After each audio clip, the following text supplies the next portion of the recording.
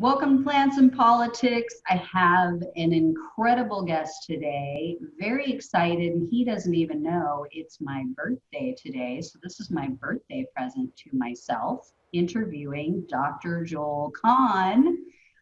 He is a practicing cardiologist and a clinical professor of medicine at Wayne State University School of Medicine. He graduated summa cum laude from at the University of Michigan Medical School.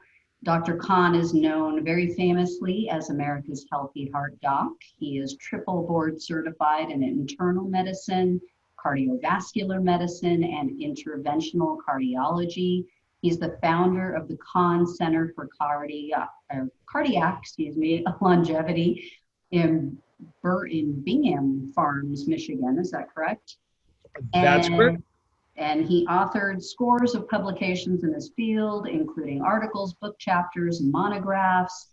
He writes articles, health articles. He has 5 books in publication, including Your Full Heart Solution, Dead Execs Don't Get Bonuses, and The Plant-Based Solution. His 6th book, which we're going to hear about today, is about to be published, Lipoprotein, the Heart's Silent Killer. Did I say that right? Is it lipo or lipoprotein?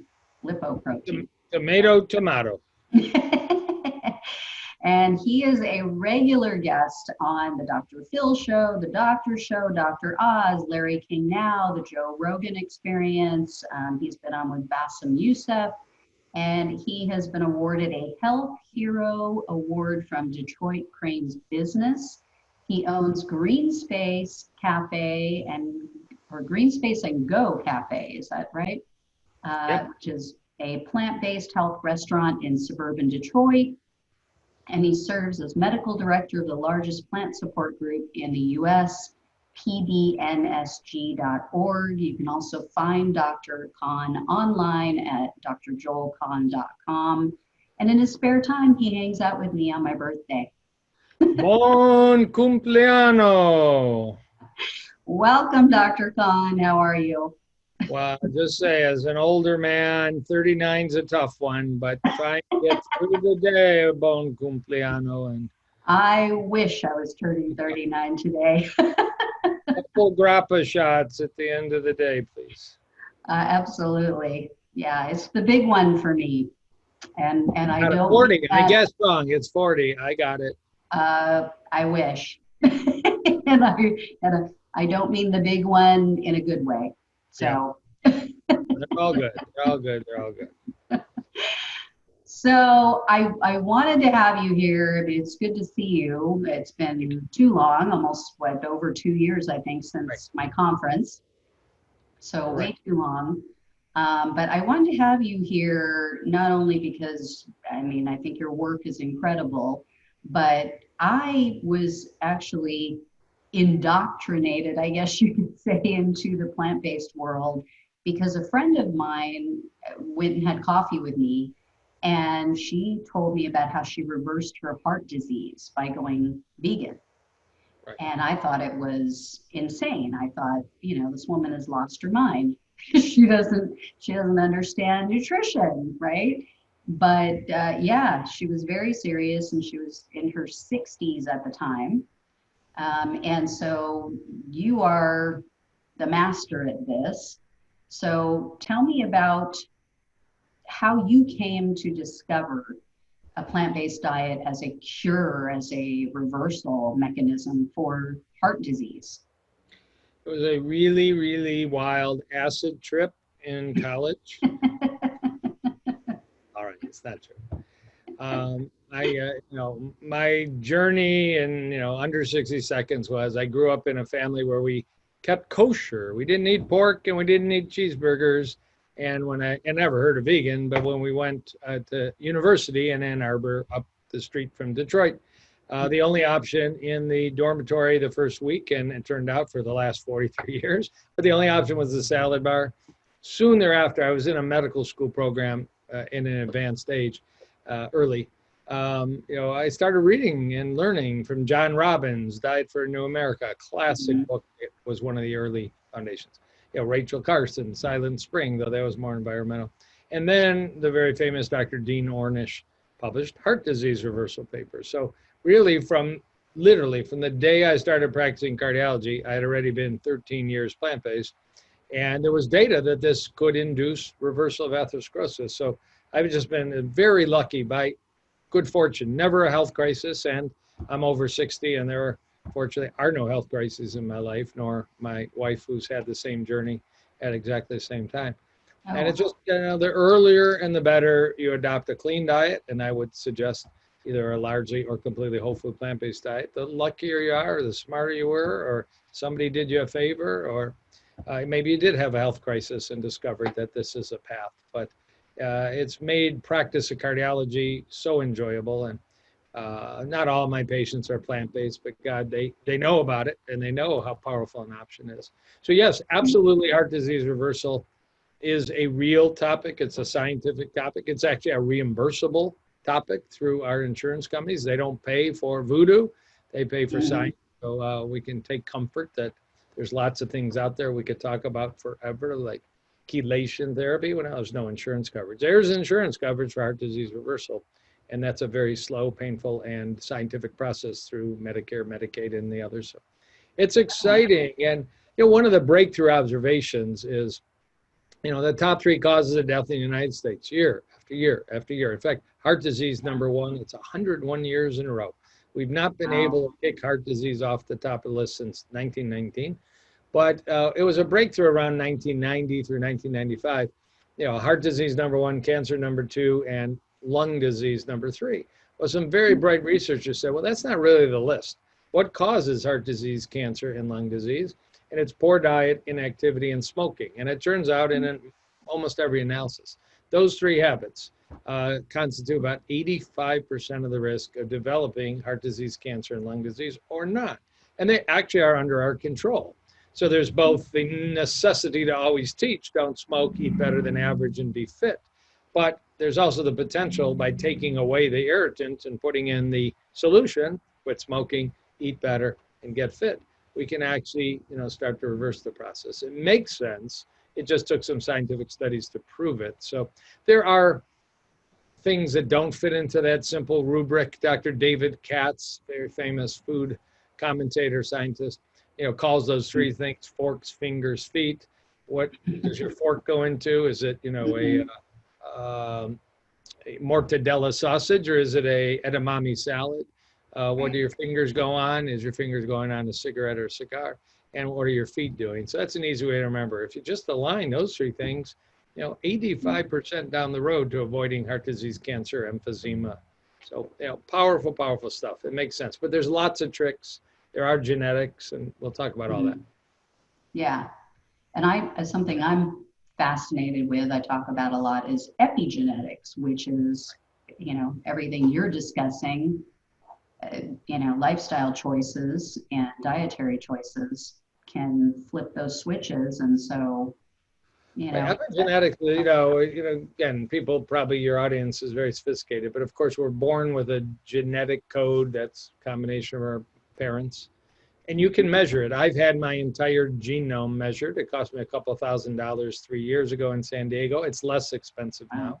Every single gene, not just 23andMe, those are called SNPs, and it's an interesting 80-page report, and sometimes it does reveal, some genetic predisposition you didn't know about. There's ways to do less than your entire genome for a couple $100s and screen for heart disease, cancer, like the BRCA gene, the cholesterol gene, and such.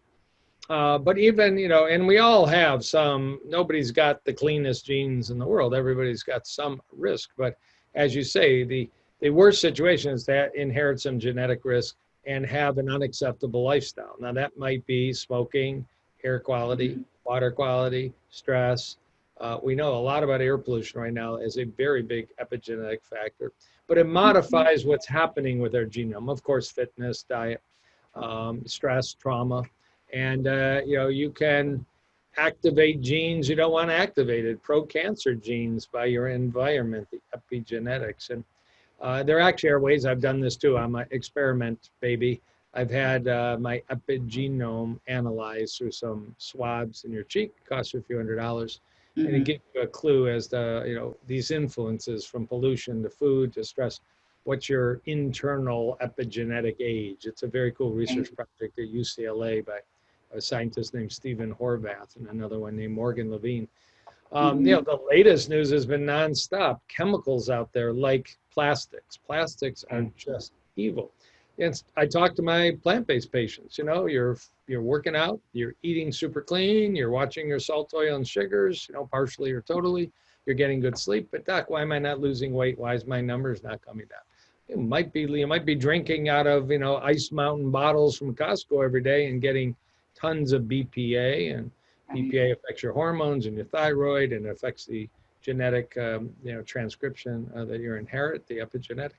And recently it's been shown to be associated with a shorter lifespan. I mean, that's just one example. And then you get to glazed air fresheners, which are called phthalates, and perfumes, and this new one called PFAS or PFAS. If you don't know about it, read about it. It's called the forever plastic. If you're exposed to it, and we all are in varying quantities, it's a real big deal in the water in Michigan. Sadly, can be filtered out with reverse osmosis home filter systems, which I'm a real water snob. I don't drink out of plastic bottles or styrofoam cups, or I try not to drink city water. I mean, I'm not neurotic.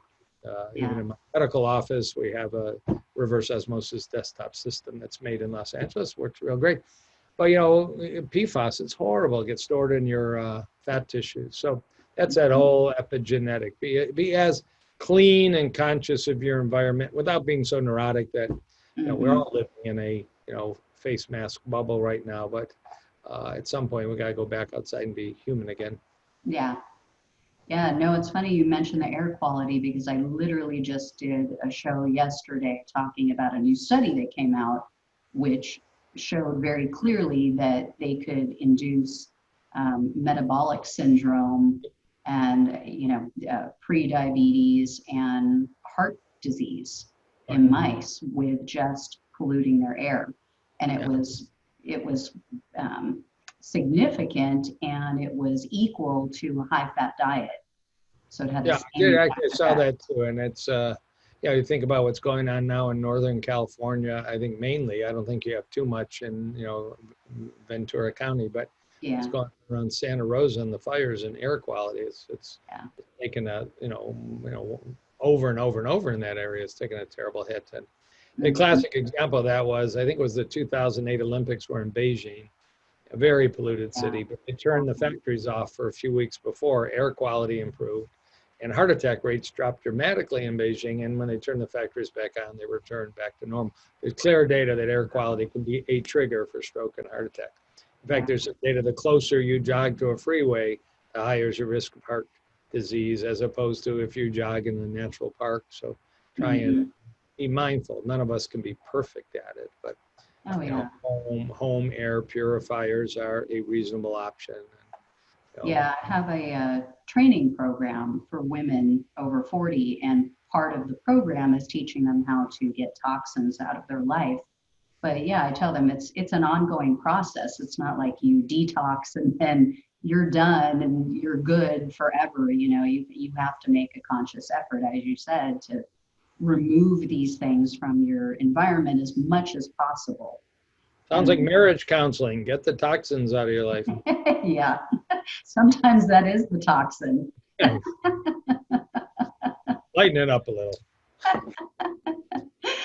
The second book I wrote is called Dead Execs Don't Get Bonuses. It's a strategy how to know what tests to ask your doctor for and how to avoid a sudden and unexpected heart event. It's been out for a couple of years. It sells very well. But I was introduced a couple of weeks ago on a podcast, author of Dead Exes Don't Get Bonuses. I said, I should write a marriage book, because that's a good title.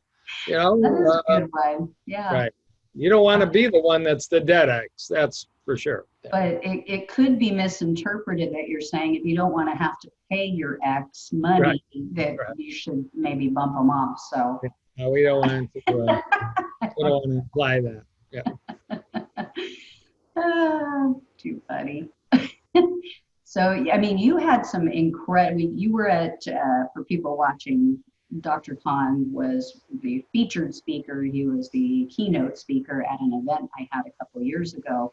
and you had incredible slides showing reversal of heart disease. I mean, you just clear out people's arteries.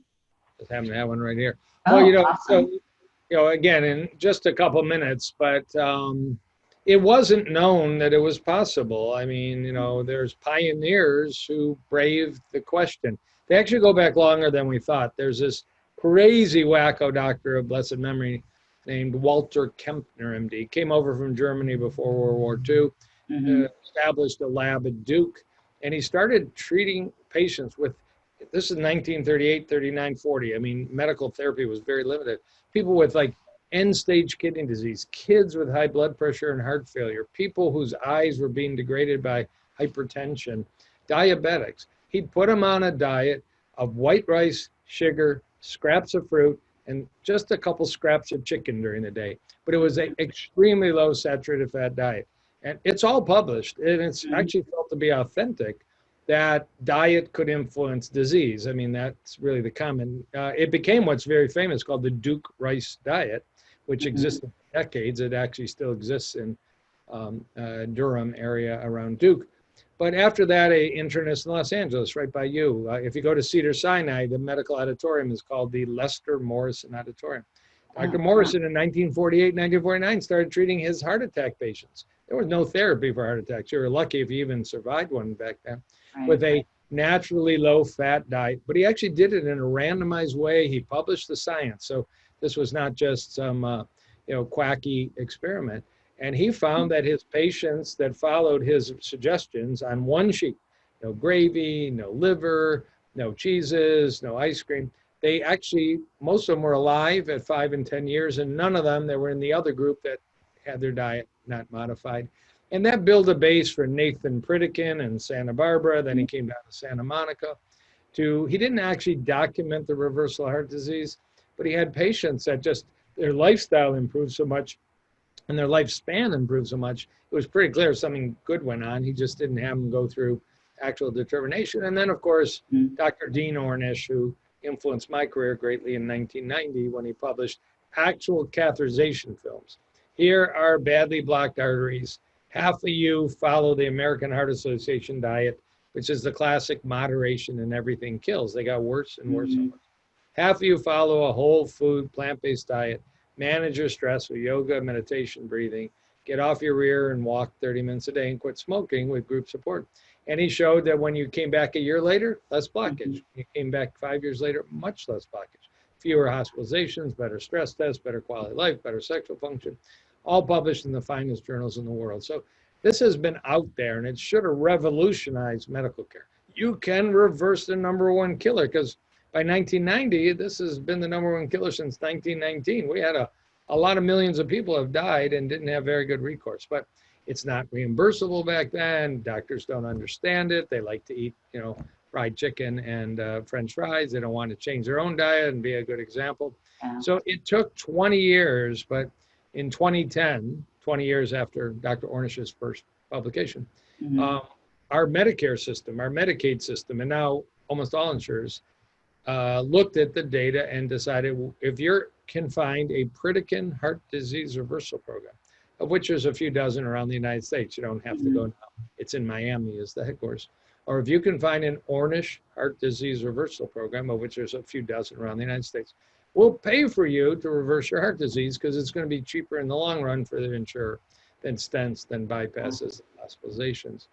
And finally, in my own clinic, because I can't ask a patient, let's put you through another catheterization and another catheterization. It's an invasive study.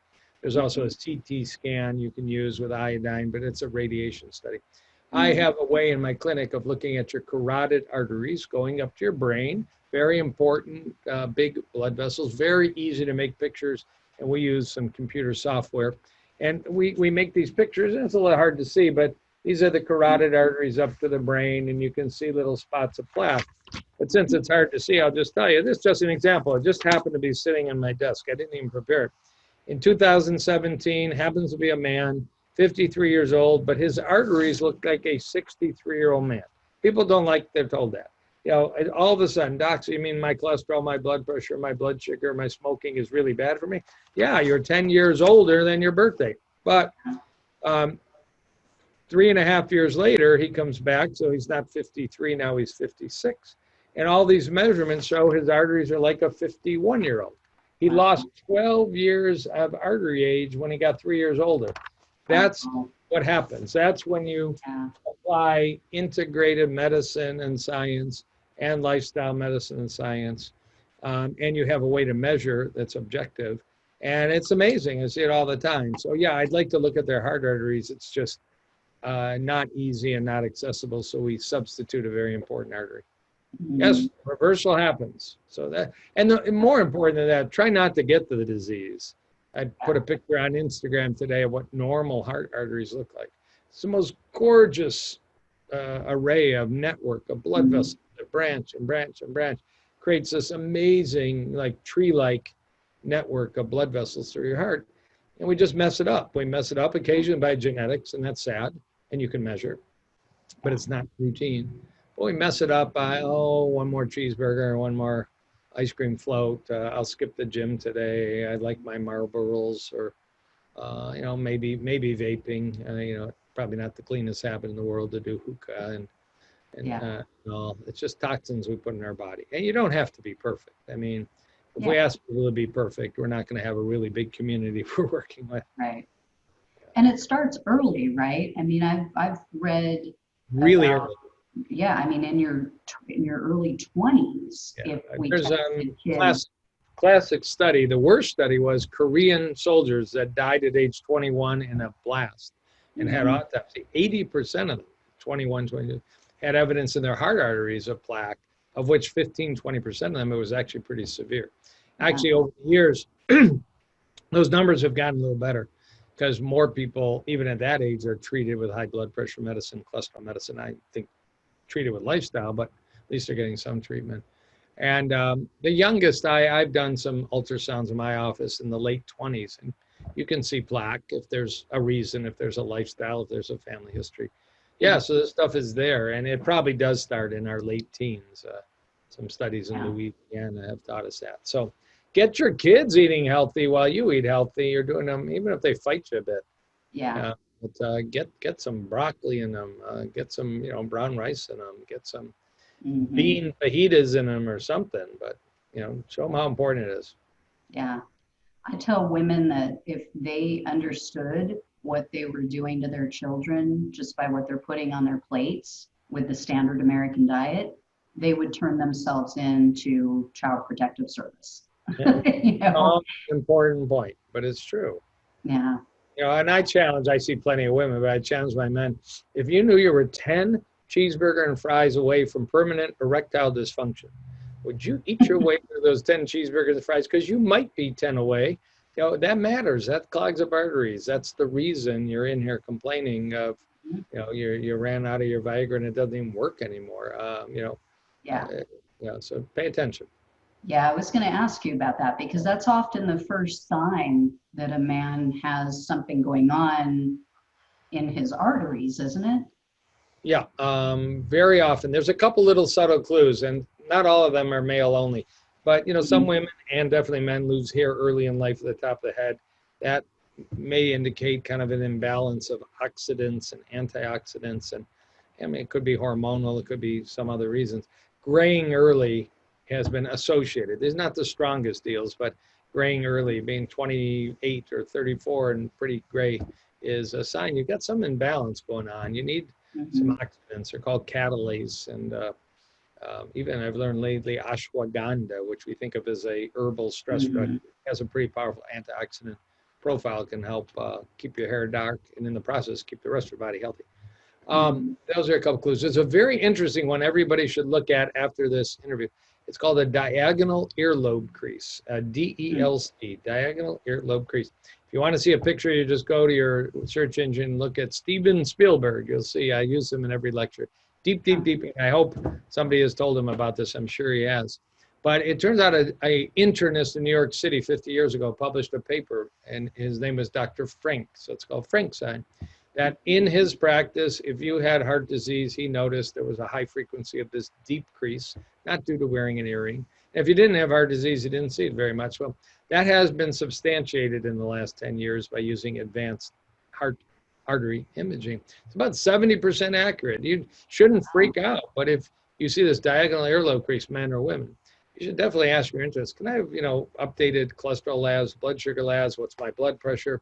Maybe we'll talk about lipoprotein little a that you mentioned in the introduction. Maybe if you get yourself this very simple heart CT scan that you can go to UCLA, you can go to Harvard, you can go to Cedars-Sinai, you can go to John Wayne.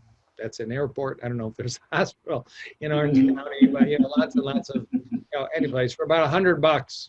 In about 5 seconds, you can make sure that your arteries are clean, not diseased. It's called a heart calcium scan. It's a way to detect heart disease early, like a mammogram can detect a lesion early, like a colonoscopy can detect a lesion early. Anyways, and then you get to what is obviously a very male-oriented body of science, that men that develop erectile dysfunction. Could be testosterone, not very often.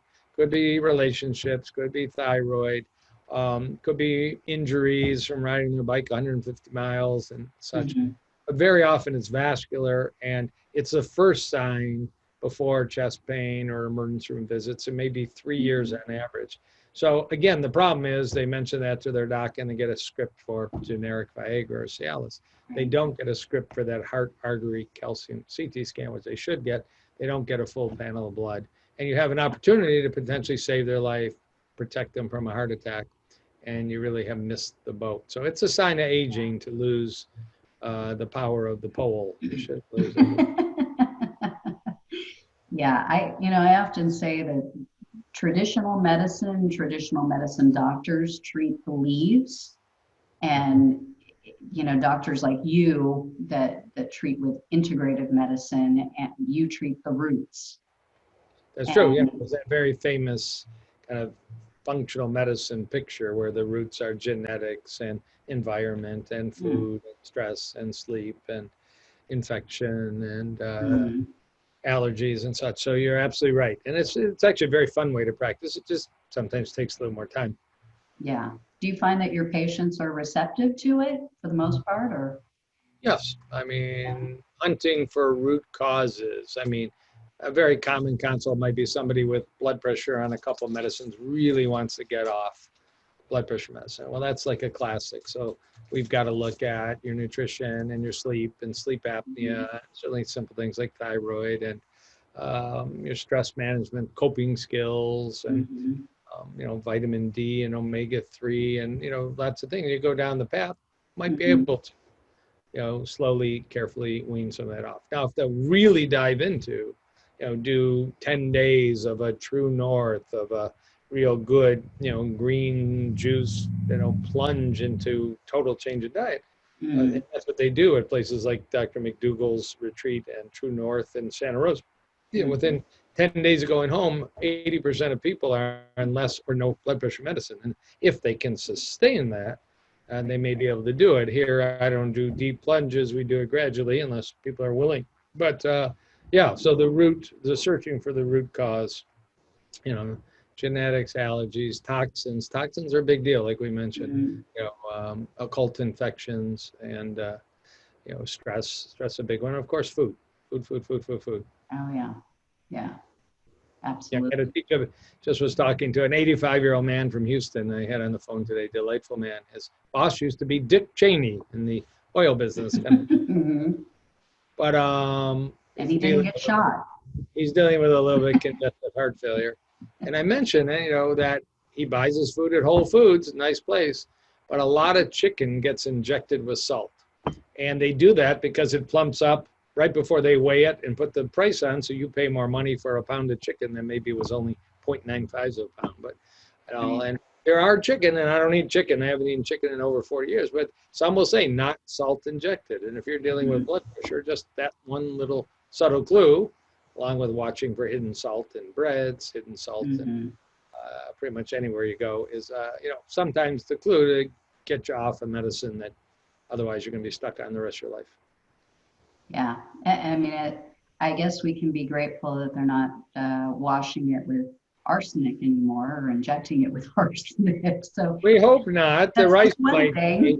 I measure arsenic levels in patients, and I still see some, not a lot of mercury from tuna, a lot of mercury from sushi, tuna. Mhm. A lot of very high too, but arsenic is less common. But it's rice and chicken, we believe, are Mhm. exposures, and there's a little bit in like yellowtail wine, according to some reports. They're not good factors to have in your body. So Yeah.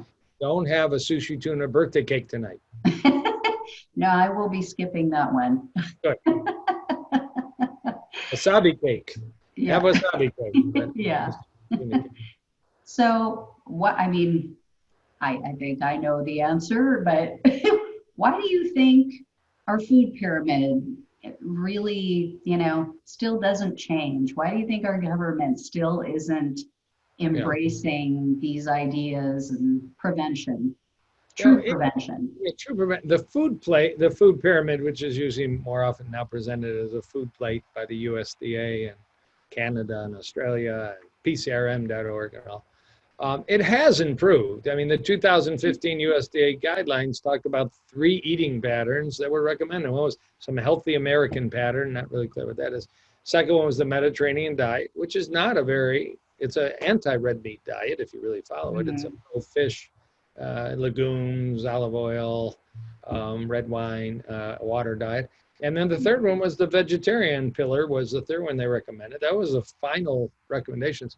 And that's all going on now to update that cycle. And they just, the American Medical Association actually recommended to the USDA, you need to stop saying that dairy and meat are necessary. And you should recommend that they're options that aren't required for health, fitness, or longevity. So these are little inches forward because the USDA policy makes a lot of change in school purchasing and prison purchasing and college purchasing. They tend to adhere to these guidelines. Yeah. But when you really say, application of lifestyle medicine in most medical practices, it hasn't changed much. It's the same formula, the same labs, the same prescriptions. There isn't much training. The real root problem is board examinations. Of course, doctors sometimes are 20, 30 years out from taking boards and they have to get their continuing medical education, but it's not very often lifestyle oriented. But if you're a internal medicine resident right now, or you're a pediatrics resident, or you're a cardiology fellow, and you want to pass those boards to get your hospital privileges, that's what you're going to get taught because the program wants you to pass those boards. And right now, there's very few lifestyle and nutrition questions on these national boards. And there are people trying to focus on that's the root cause. When we get 5% of the questions or 10% of the questions on lifestyle medicine, how do you deal with hypertension or high cholesterol or obesity or diabetes or reverse heart disease, and quote Ornish and Nesselstyn and Bernard and McDougall and Furman and the rest, that's when you'll see lectures and that's when you'll see more spreading the word. Fortunately, just because of the Game Changers movie, just because of the Tennessee Titans, just because of Lewis Hamilton Formula F1, and sometimes Cardi B, and sometimes I was going to say Shakira, but I'm thinking Beyonce, but we can put them both in the. People are more aware than 20 years ago. Young, healthy, dental students, nursing students, medical students, osteopathic students, chiropractic students. But you got this noisy paleo, keto, carnivore group that they sometimes seem like they're having more fun and they're more jazzed up. They lost weight quicker, but the medical science is 95.5 in terms of favoring whole food, plant-based, brightly colored, clean diets, naturally low in fat or healthy fats, depending on your status, avocados, nuts, olives. I actually bring avocados to the office and I make my heart patients touch one because they think it's safe. And for some of them, 1%, they probably should avoid it. But these people are becoming cachectic, and I'm trying to say, this is an avocado. It's a whole food. It has fiber. It has minerals. It has saturated fat. It's quite low, in saturated fat. And you might eat half a day because you're losing weight, and your family thinks you're overdoing it. So, we'll see lifestyle medicine when it's reimbursable. But right now, again, you can go to Ornish Cardiac Rehab, Pritikin Cardiac Rehab, lifestyle medicine. It's very sad though, because I think there is a program in LA that has the Ornish program. I know they do. I think it's Cedars. Every hospital should have this. It's a better quality training for the heart patient. It's actually reimbursable to the hospital more than standard. So it's just total blinders on the eye. And bottom line is doctors are humans, nurses are humans, administrators, they're not human. They're worse. But, you know, most of them eat like most Americans. And that's not necessarily, you just walk through a hospital cafeteria or a doctor's, worse is a doctor's dining room. When's the last time you saw French fried macaroni and cheese? Well, you'll see it in a doctor's dining room. Yeah. Yeah, that's what orthopedic surgeons like to eat. Haha, I hope one's listening. Yeah. Of course, it's money, I mean, there's so much more money to be made by the cures, the drugs, There is that. It's true. Yeah. Yeah. Yeah. It is true. Rush University in Chicago. This is, kind of secondhand, but that's where Dr. Kim Williams, MD, very famous plant-based cardiologist, was past president of the American College of Cardiology.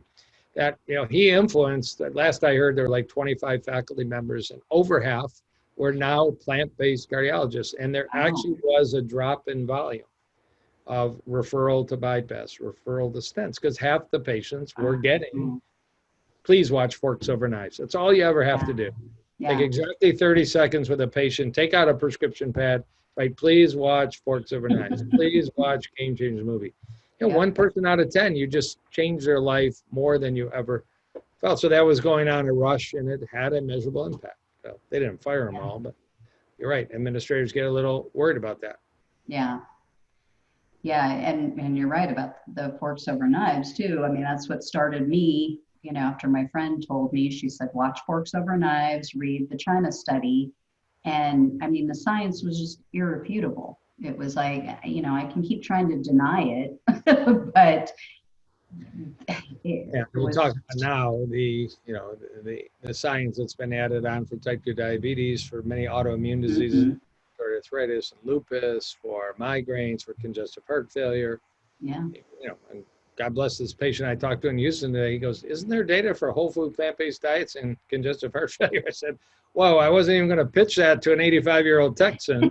I said, yes, there is some data. It may be the salt, it may be the nutrients, maybe this thing called TMAO, which when you eat red meat can be created in the gut and in the liver, and it's been shown to be adverse. So there just was an interesting study recently. I'm not a big fan of Beyond Meat and Impossible Burgers, but they are better for the environment for sure. They're obviously better for animals. And maybe you saw it, it's called the swap meat study.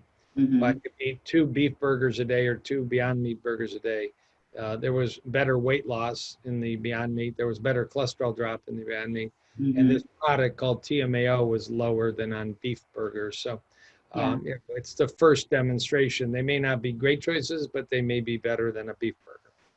Yeah, actually, there was just a study that came out talking about, it was, actually, I wrote it down to talk to you about. It was a study at Stanford. Yeah, that's the one I'm talking about. It's called where they talked about the difference between plant-based meats. Because a lot of people look at it, and I tell people we all live in the real world, So do I eat it sometimes? Yes, but do you want to make it an everyday thing? No, it's still a processed food, but way better, a million times better than eating red meat or processed meat. Well, we can say scientifically that there's, the first, indication that we can actually teach that, right? Made sense. But. Yeah, absolutely. Want to talk lipoprotein A? Absolutely, yeah. I want to hear about your new book. Okay, I'll show you the cover, but it is actually, it just came out, so it's fine. Pretty cover, and it's a nice one. But it's actually pronounced lipoprotein little a. It's a absolutely terrible marketing choice, but it wasn't named by a marketer. It was they should just call it bad stuff. But it was named by a scientist in 1963 in Sweden, if I remember. It's certainly Northern Europe. And bottom line, there's just an observation. If you take people that are admitted to a hospital with heart attacks, you look at the classic factors, how many are smokers, diabetics, blood pressure, cholesterol, obesity, family history. There's still a big chunk that show up with strokes and heart attacks that don't fulfill the classic risk factors. It's called residual risk. Even after you bring down their blood pressure, bring down their blood sugar, bring down their cholesterol, change their diet. There still are some people that have a second heart attack and stroke, residual risk. So this particle in the blood, it's a form of cholesterol called lipoprotein little a that we've known about now for almost 60 years. Turns out it's really a beast. It's related to LDL cholesterol, which your doctor might check in a routine visit. I like to show a little baseball. LDL cholesterol looks like a baseball. It has a kind of lipoprotein called ApoB. It has cholesterol on the inside. It has some lipids on the outside. But lipoprotein A has that. It's made in the liver. But it has these spiky little things that come off of it that are called ApoA, which is what I call lipoprotein little a. And it turns out, just to finish up, the cholesterol part, the LDL part, helps promote plaque. Could be in your carotid, could be in your heart arteries, could be in your sexual organs, could be on the way to your kidneys. But the rest of these special kind of cholesterol can actually make your blood clot, which at times when you cut your finger, it's a good thing, but that's what heart attacks and strokes are. And it also causes a lot of inflammation. So if you inherit, and that's, I didn't say that yet, you inherit it from your parents. 1 in every 4 people inherit it from one or both parents. If you inherit it from both, you get more of it. If you inherit from one, you are making it in your liver from the time you're an infant. And if you inherit it, it's not very responsive to which diet, which exercise, and all that. Through all those years when you're a teenager and an early adult, it's exposed your arteries and also one of your heart valves. It's unique, this lipoprotein little a, that it can cause one of your heart valves to be badly damaged, requiring heart surgery. So although we have thousands of research articles, it's not yet, and you can hit yourself in the head and say, why not? It's a blood test, maybe $30, $40. Oh. You can ask an internist, a gynecologist, a family doctor. You can just send your blood off to some of these labs and ask for a lipoprotein little a. Again, I'll just show the word again. The book is called The Heart's Quiet Killer because it does increase in some people. It's not inevitable. 2 to 4 times the risk of heart attack, stroke, and having heart valve serious issues that might require surgery. And you could pick it up early in life. Now, we don't have a absolutely proven therapy for it yet. If you found out that, like, if I have a 55-year-old patient that comes to see me because their lipoprotein little a is sky high, maybe after a heart attack, maybe after a stroke, maybe after a bypass, they read my book, they read an article, they did something, I'll recommend their children get tested. And if you were 20 years old, would you, if somebody presented to you, not scary, but said, we're going to have all kinds of therapy in the next 20, 30 years, but it might be smart to get to the gym a little bit more, eat a little better, don't smoke cigarettes, watch your blood pressure and know your numbers, and, work on your lifestyle until we figure out scientifically how we can just shoot this stuff out of your blood. I think that's a reasonable plan as long as you don't, bring undue stress and anxiety to people. And I see people every day from all over the world that have high levels. A delightful woman today. I mean, she's, just a couple of years older than you. She's 46, and she was interested in her father having had a heart attack at age 61, and she started reading on the web, and she came across some of my stuff. And she went and had the blood drawn, and she has a sky-high lipoprotein A level. And probably her father had it too, but he's ultimately passed on, so we can't get it checked. And she went for one of these heart CT scans, and she's certified yoga. She's 98% plant-based. She's rail thin. She sleeps. Everything's perfect. She has premature calcification, signs of aging in her heart arteries. It's all lipoprotein A. So the challenge is there's no approved medication for it. Eating plant-based is a very good decision. Staying fit, managing everything else. If you're going through menopause, hormone replacement therapy may lower it some. It's an option.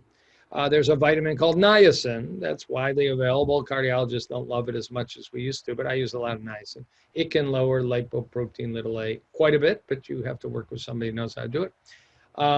There are some injectable cholesterol drugs for certain people that happen to lower cholesterol and lipoprotein little a. And finally, the mega European drug company called Novartis has a very promising drug in trial right now. We're not going to know the results for a few years. But I think if it's 2025 and you showed up in my office and you've had a heart attack and your lipoprotein A is high, there probably will be a drug that we use that is highly effective, but we have to wait till the studies are done. So it's a fascinating topic because, to say that we don't keep learning, like you mentioned, and I mentioned TMAO. It's a blood test. If you're a meat eater or an egg eater and you read that swap meat Stanford study and you want to see if yours is elevated, well, Quest Lab, it's the only place that does it. Quest Lab does it. I've drawn thousands of TMAO levels. Science progresses. We learn more and more. Lipoprotein A is a hot and important topic. In Europe, it's becoming part of routine exams. You need to have it drawn once, and they're recommending it be added to the routine exam. In the United States, it's recommended if you are in a high-risk family, mom, dad, grandparents, brother, sister, early heart attack, stroke, maybe valve problem. But the idea of doing it once for everybody is, to me, very, as long as you're willing to follow it up with lifestyle recommendations. It does. The good or bad news is Lipitor, Crestor drugs do nothing for lipoprotein A. If they did, it'd be kind of cool. They actually sometimes raise it, which is not what we want. Geez. So it's not going to drive statin sales. It's not the right drug for lipoprotein A. Okay, so unlike TMAO, and also there's YBB. I talked about both TMAO and YBB in my book. So lipoprotein, unlike those other two substances, it's not created by your liver and when it mixes with your gut bacteria as the other two are. Right. TMAO is a gut metabolite. So if you don't eat egg yolk and you don't eat red meat, and we don't know of any genetic influence, it's dietary influence, and it's what bacteria are in your gut. Vegans, even if you feed a vegan an egg meal or feed a vegan a steak meal, they won't make TMAO because our gut bacteria, if we're eating healthy whole food, is different than omnivore volunteers that were studied. But it's not genetic as far as we know. Whereas lipoprotein A, from the time you're 6 months old, it's in your blood circulating around because mom and dad gave you a genetic gift. There's theories why some humans inherit this. Is there any advantage, or was there an advantage 10 million years ago? There may be a slight advantage if since it promotes clotting. There's a theory that maybe women that are hemorrhaging during delivery, it's just a theory, having lipoprotein A might give you a little boost to not bleed to death. And maybe that's why it's stuck around in our, gene pool. It's on chromosome 6, but, we don't need it there anymore. And, we probably will have a way with genetic engineering to shut it down. In fact, the drug that's being developed, it's fascinating. It doesn't clip off the gene, but it basically inactivates the gene, so you just don't make lipoprotein A. It's very cool. Oh, that's neat. Yeah. Okay. And for anybody watching or listening on the podcast, can you just real quick, because I know we're coming up on an hour and I don't want to keep you too long, but can you just explain to them, because we're talking about TMAO as if everybody knows what it is and what it means. So anybody watching or listening, it's trimethylamine and oxide. Can you explain how that causes plaque and how it can lead to a heart attack or stroke? The lipoprotein A story goes back to the early 1960s, although the pace of research has really picked up in the last decade. TMAO has been, and it's a chemical. It's called a metabolite. It is produced by our metabolism in the gut, as you mentioned, in our liver. It's part of the gut system. But it was largely unknown in clinical medicine until 2011, just about 10 years ago. It was in the literature that fish that live at extremely deep waters, like a gar fish, not too many of us eat too much gar or sturgeon, that the reason they can stay buoyant under high pressure is they make TMAO, and it has some property to let them float. With that aside, not too many people were thinking about TMAO, but in 2011 at the Cleveland Clinic, 3 researchers, may one day be up for the Nobel Prize in Medicine, did like an artificial intelligence search. What else might be in the blood of humans that causes atherosclerosis? We know about blood sugar. We know about LDL cholesterol. We know about lipoprotein. And they had 3 candidates, and they focused on TMAO. And they very quickly established the more clogging of your arteries, the higher is your blood level. They developed a blood test that is now patented and is part of Quest Lab. The higher your blood level, the higher is your amount of blockage. They then did some really cool experiments in animals and humans that shows it causes your blood to clot, TMAO, a little bit like it can cause your HDL cholesterol not to function well, and we believe HDL is protected. And it can cause foam cells to suck up more LDL cholesterol and lead to plaque. So we actually think it's not just a marker. We think it actually causes atherosclerosis, a new thing on the list. And then they did these neat studies. They fed meat and eggs to regular Cleveland citizens. TMAO level went up in a couple hours. They did it to vegans. It didn't go up. If you take an antibiotic for a few days and eat a steak, it doesn't go up. And they proved must be the bacteria in the gut that are important. And now we know, and we mentioned before, red meat has an amino acid called L-carnitine. Egg yolk has a chemical called choline.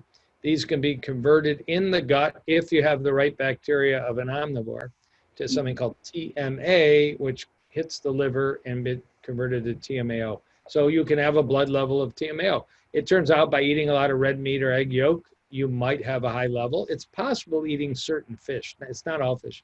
You might get a level. And if you take vitamins, like Monster Drink has L-carnitine. Well, that's the same thing in red meat. Did you know it? It's an amino acid. It's not meat-based. Right. So there are people that either external to vitamins are taking choline vitamins, carnitine vitamins. My clinic, we check their blood level, and they can be sky high. Some of the highest levels I've ever seen are people on vitamins. You stop the meat, you stop the egg yolk, you stop the Monster Drink, you stop the supplements, their blood level comes down, and we are probably doing them a favor by advising them and checking that. The Cleveland Clinic is searching for a blocker. It would be better to tell people eat plant-based, but that's not a very profitable thing for the Cleveland Clinic after all this hard work. So there's a substance in balsamic vinegar that they're working on, and they'll modify. It's called dimethylbutane. So I wouldn't be surprised in the next 5, 6, 7 years is either a vitamin or a supplement that may block. Resveratrol may have a little activity, the wine-based polyphenol, also found in peanuts and some other foods. So it's an interesting topic. There is a counter argument more in the paleo keto world that it may just be a marker for what's called insulin resistance, which means eat low carb. Put a steak and butter on your plate and your TMAO will go down. Of course, there's no real data that happens. It's a theory, and there's some pretty bright people that argue it. They're not usually university professors. They're usually some of these really super bright engineering bloggers that study cholesterol and metabolism. But I would advise me, it's just another reason to avoid red meat, egg yolk, and maybe Monster drinks. That'd be a good advance in the world. Yeah. Or protein powders are filled with stuff like that, that bodybuilders use after a workout. Yeah, right. Right. Some of the best quality vitamin companies in America make beef powders. Yeah, that's beyond any explanation. Dairy doesn't do it. I'm not a fan of whey. There's so many great non-dairy milks nowadays. I love oat milk, particularly now. But, whey doesn't do it. Choline's in a ton of vitamins, and I'm sure it's in some of the powders too, some branched chain amino acids. So no need. Yeah, whenever anybody asks me about over and over, we find plant protein kicks animal protein in the butt for health, for longevity, for risk. Yeah, we need protein in our diet, so you can eat legumes, lentils, beans, peas, chlorella. The lowly potato is about 10% protein, and you can exist only on potatoes for quite a long time. Famous Australian did that for over a year and had a tremendous health overdue. Spudfit is his name on Instagram and Twitter. Yeah, I tell people when they ask me about the keto diet or the paleo diet, I say, well, if you want to be a thin corpse, go for it. Well said. When they ask keto, I say, you mean chemo diet? And that's right. Yeah. Oh, okay. But I think it's, there is a plant-based keto with only a hint of research, but you can do it with a plate of arugula, tofu, walnuts, extra virgin olive oil. Yeah, probably avocado. Yeah, you can throw some avocados. You can do that. And there are some papers about the benefit of keto, up to 2 years. Nobody's done it longer, but there are some very concerning long-term low-carb papers and risk of death. Yeah. So, I have patients come in, doc, I had a heart attack 3 months ago, and I was watching something on PBS, and I'm on the keto diet. And I just quickly print them off, a paper from the School of Public Health at Harvard. You've had a heart attack, you're doing a low-carb diet, your risk of dying in the next 4 years goes way up. Not a good choice. Yeah. Healthy carbs, complex carbs, not donuts. Yeah. My husband has a coworker, and my husband called me one day frantic because his wife had to take him to the emergency room. For weeks, he was just talking crazy. Wow. And nobody could figure out what was wrong with him. I mean, it was like they seriously thought he was doing drugs. Talking crazy? Talking crazy. What was that? He was talking crazy. Yeah, he was just. He's not a politician. No, not a politician, just a regular person talking insane. And he was saying things like, he was telling his wife that the company was going to buy them a house. He was talking about, just crazy stuff. And his wife he was having headaches. Turns out I won't mention the podcast, but he heard a famous podcast host say that he was going to go on the keto diet.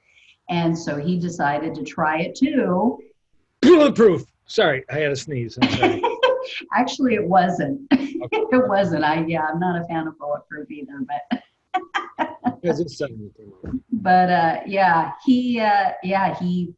It affected his brain. And so as soon as my husband told me, he's been acting really weird and blah, blah, blah, and he's lost all this weight recently, went on the keto diet, and I went, oh, Lord. They wonder why that happens, but... Yeah, another woman I know, she said it was the only thing that helped her lose weight, but she started losing all of her hair. So, it's dangerous. Yeah, I agree. Yeah. Or do it for a week and get back to a whole food plant-based diet after, cycle it, but why do it at all? Yeah, exactly. Well, thank you so much for your time, and I loved hearing about your new book. I can't wait to get a copy. Maybe I'll get a signed copy for my birthday. Yeah, send me your address, my email, and we will buon compleanno. And anybody doesn't know that, that's happy birthday in Italian. Thank you so much. I'm not Italian, but my mask in my office is the Italian flag. It's just so pretty. I have basil essential oil inside it, so it's really Italian. Everything smells like pesto. And you got to get some garlic in there too. Yeah. Lots of garlic. Lots of. But anyways, thank you very much. Have a joyful birthday. And, thank you. Thank your husband for saving that person from brain warp. Yeah, I kind of knew. So, but thank you for taking time out. I know you're so busy, and I just really appreciate it. Thanks. Thank you, Dr. Kahn, and hopefully I'll be able to see you in person sometime soon. I can only pray. I hope your governor opens your state soon. Yeah, well, people put on their masks. It would help. I agree. All right. Thank you again. You have a great rest of your day, or night, I guess, for you on the East Coast. Right. Thank you. All right. Take care. Thanks for watching Plants and Politics. The only way to take our country and power back is to spread the truth and build an army. So remember to like, follow, subscribe, and share on Facebook, YouTube, and wherever you listen to podcasts. Thanks again.